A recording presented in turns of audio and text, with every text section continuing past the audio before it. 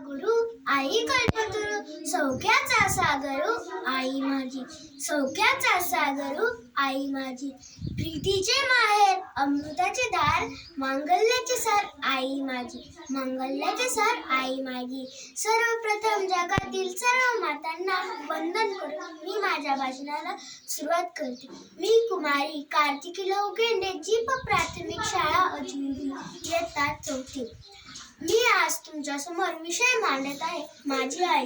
जोगी माऊली सारखे कोण आहे, तिच्या जन्मजन्मी ऋण आहे. जोगी माऊली सारखे कोण आहे, तिचे जन्मजन्मी ऋण आहे. असे ऋण आहे की ज्यास व्याज नाही. आईविषयी काय बोलू, आईविषयी बोलण्यासाठी पुरतील एवढे शब्द नाही कुठे. आईविषयी बोलण्यासाठी पुरतील एवढे शब्द नाही कुठे. आईविषयी बोलणे एवढे व्यक्तिमत्व नाही माझे मोठे. आईविषयी बोलणे एवढे व्यक्तिमत्व नाही माझे मोठे. तरी आ म्हणजे आत्मा, ई म्हणजे ईश्वर, या दोघांच्या सुरेख प्रीती संगम म्हणजे आई. रखरखत्या अंगणात जशी मायेची सावली, रखरखत्या अंगणात जशी मायेची सावली, तशी तुमची माझी प्रत्येकाची माऊली, तशी तुमची माझी प्रत्येकाची माऊली. तुझ्या कुशीत माझा जन्म भाग्याला नाही तोड, तुझ्या कुशीत माझा जन्म भाग्याला नाही तोड. आई ग आई तुझी माया पेढ्याहून गोड, आई ग आई तुझी माया पेढ्याहून गोड. माझ्या आईचे नाव उर्मिला, तिच्या नावातच उर्मी प्रेरणा आणि शक्ती आहे. तिचा दिनक्रम सकाळी सुरू होतो, सकाळी उठल्यापासून ती राब राबते, माझे सर्व उरकून देते. छोट्या मोठ्या कामात माझ्या आईचा हात कुणीच धरू शकत नाही. तिला घरातल्यांची प्रत्येकाची काळजी असते. म्हणूनच तर कवी यशवंत म्हणतात, स्वामी तिन्ही जगाचा आई विना भिकारी, स्वामी तिन्ही जगाचा आई विना भिकारी. आईचं मन सागरा एवढं विशाल असतं. जगाच्या पाठीवर एक महान मंदिर असतं, जिथे मुलांचे सर्व गुन्हे माफ होतात, ते म्हणजे आईचे हृदय. असे असताना मला म्हणावेसे वाटते की मळ्याची माती गणाची आरती, मळ्याची माती गणाची आरती, संतांची संगती आई माझी, संतांची संगती आई माझी.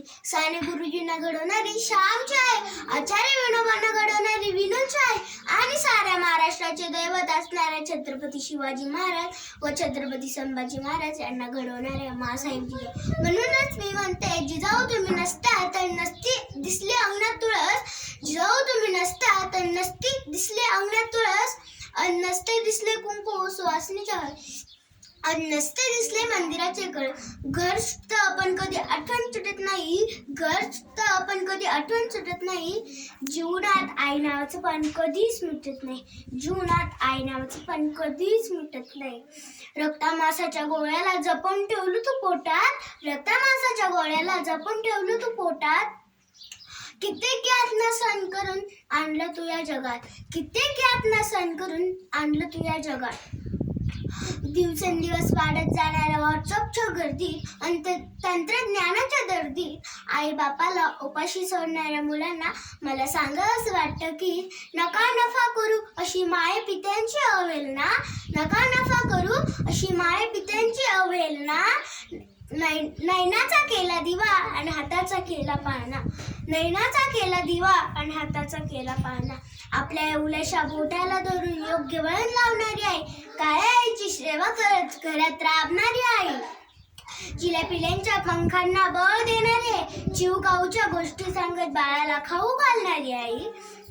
आठवलं की मन भरून येतं ना, आई म्हणजे चालतं बोलतं न दमणारं घड्याळ होय.